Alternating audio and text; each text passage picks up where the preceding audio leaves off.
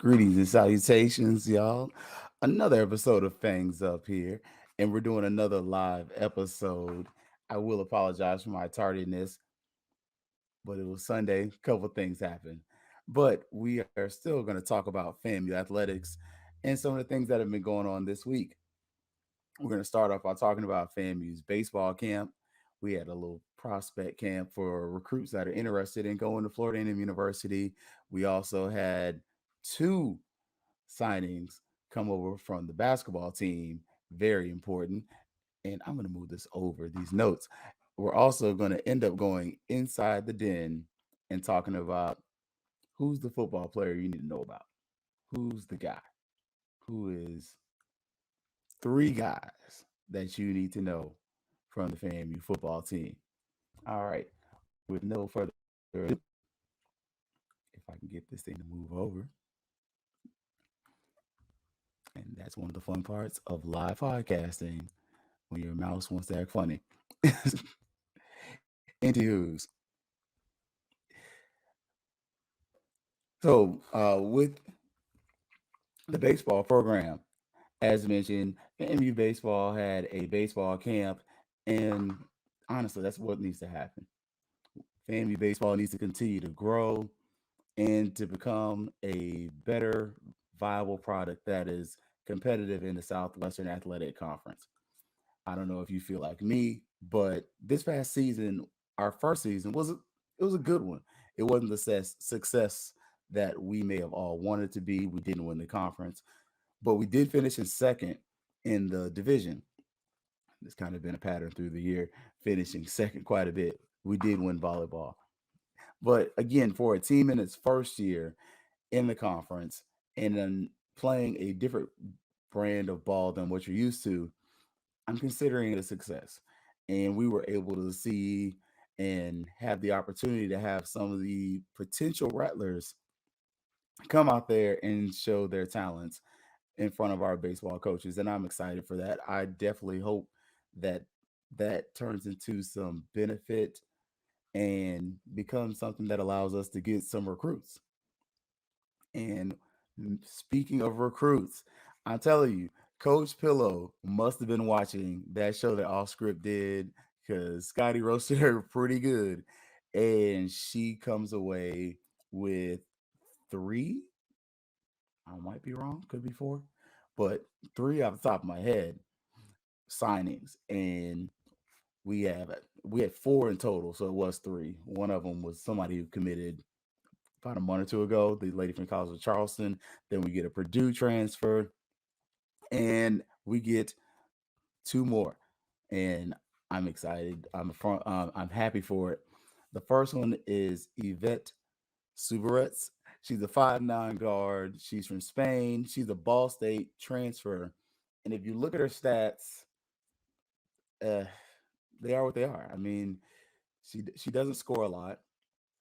None of her games have I seen her score really more than 10 points, but she seems like she's consistent. And that's something that FAMU needs. One of the problems that we had last season was the lack of availability within our roster. We had quite a few students who just related to COVID and other issues just weren't able to finish the season. And they weren't able to show up at the most crucial time, which was during the season. So all of that 3-win season is not just because maybe coach wasn't a good coach. A lot of it is related to the fact that there were injuries, there was health issues, there was COVID protocols and things of that nature. So consequently, you're not going to be able to have a really great season when you can't stay healthy. And that's just is what it is. So I'm glad to see that we are addressing our roster issues. And we got another one.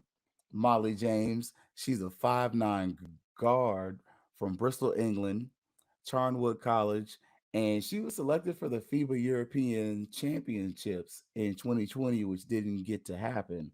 But it's good to be able to have someone that maybe one of our 3-point shooters. Maybe she can be a volume shooter or somebody that can help generate some points. Now there is a YouTube video of her up, and I don't know if I can get that to play for us. Let me see over here. I'm just going to use the handheld and see if I can share the screen, because that's one of the things that as a team, FAMU definitely needs. We need to be able to have someone who can score points and who can make some things happen. Now, this is a video from YouTube, and I'm going to mute the volume on it. But you're able to see a lot of her shots in the video are from the outside. It looks like y'all are seeing a blank screen, but I'll share the link to the YouTube video. Oh, there it goes. I underestimated my technology. I told y'all we try and do bigger and better here at the Fangs Up podcast. But you're able to see quite a few of her shots are from the outside, and we need that. We need as much scoring as possible, and that's a good thing because that stretches the floor. That allows your bigger, taller women. I try not to be a sexist by saying men, to be able to potentially get some recruits and redistribute the ball. Sorry about that. But if she is able to help us generate scoring, as you can see here, that's going to help the team win games. And this is, she has a huddle page, but this is also her YouTube page. And you're able to see, like, okay, she's get out there, get some shots, get open, and hopefully do some awesome things for the university going forward. Now I'm gonna stop the sharing of this here.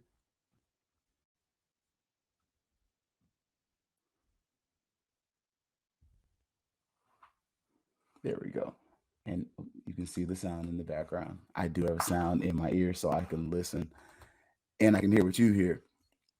But again, those are the two FAMU players from just the last couple of days that FAMU was able to sign for the women's basketball team. And hopefully that continues. Hopefully we get another one or two players that are going to be on the basketball team and that are going to help contribute. We need wins as much as possible, and we need players that are going to help us be able to do so. That being said, speaking of people that are going to help us win and people that are going to help us do so, we're going to go over to the football team real quick, and we're going to go inside the Rattlers den, and we're going to see who's the man, who's the guy, the top returning players on the defensive line that you should know about. Now, first one is going to be that man that scored a touchdown at the Florida Classic, General Hunt. He's number 91. He's a 5'11, 290-pound redshirt sophomore from High Springs, Florida. He went to Gainesville High School. Last year, he played in 10 games, 18 solo tackles, 9 assists. So I got a total of 27. That's when I did the math. Actually, I didn't do the math. I had a Google formula do it for me because that's what Google Forms is for. He also had 5 sacks. He had one fumble recovered and a touchdown. Obviously, the touchdown in Florida Classic, he was booking it.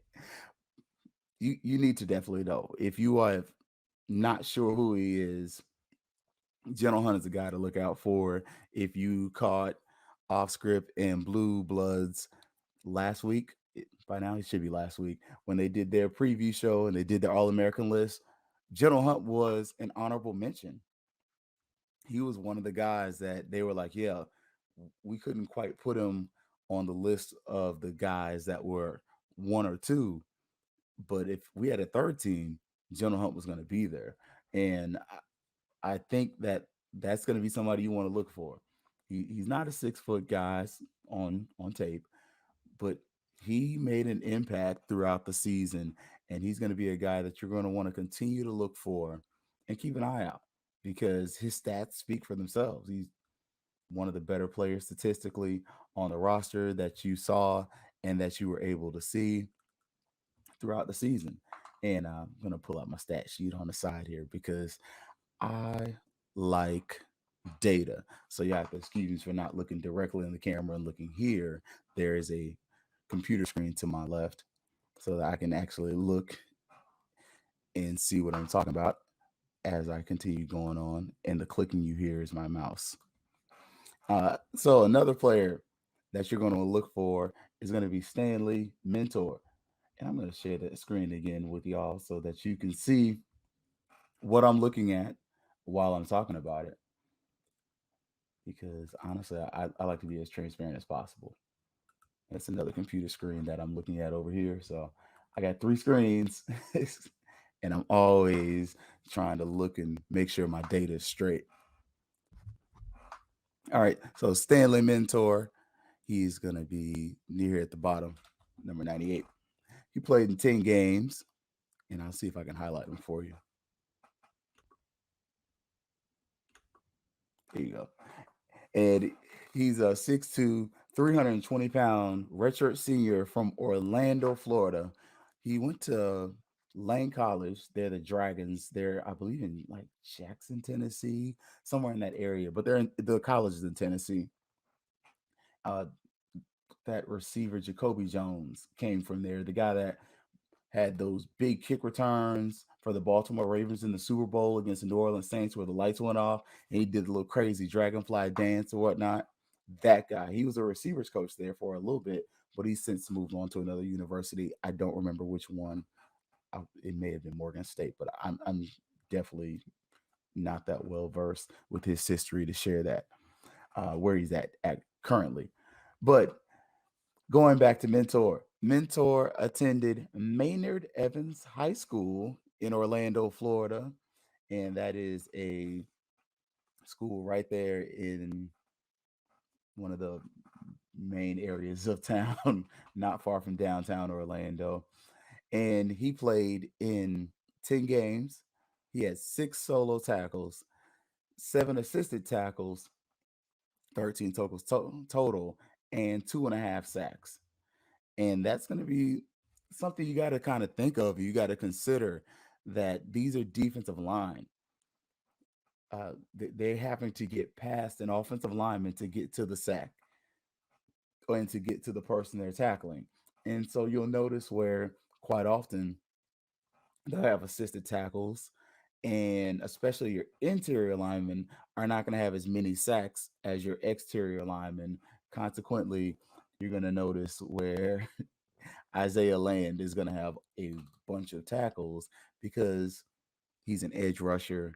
I had him listed more so on the linebackers, if I remember correctly. Look at my spreadsheet. You can see the same thing I see.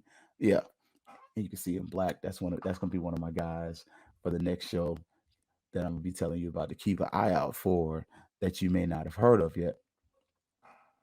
Last guy that I got here that I want you to keep an eye out for is Justin Cooks. Played in 10 games last year, 4 solo tackles, 7 assists, 7 assisted tackles, not assists like basketball. And then that gives us total of 11. So look out for him. He is 57. So he's number 7 on my spreadsheet over here. Again, I like data. I track my data and I use whatever FAMU gives as well. But again, those are going to be some guys to keep out for that are returning, though. We're going to have some new guys coming in, a couple transfers, and I'm definitely going to mention those guys in the next episode there. One is probably going to be Mr. Raymond Cuts, and I'm definitely biased. But that is our live for today, y'all. Kind of try to keep it a little short. Y'all know the YouTube lives are shorter than the podcast. That is going to be on Spotify and Stitcher and all those other platforms, which I will record very shortly. But as always, y'all, thank you for your time. Again, we keep it short on YouTube so that you can continue going through your day. We're going to have a surprise very soon. Unfortunately, they had to reschedule, but we're going to get them going. And we're going to talk about some awesome things that are going on with Florida A&M University. As always, it is Fangs Up.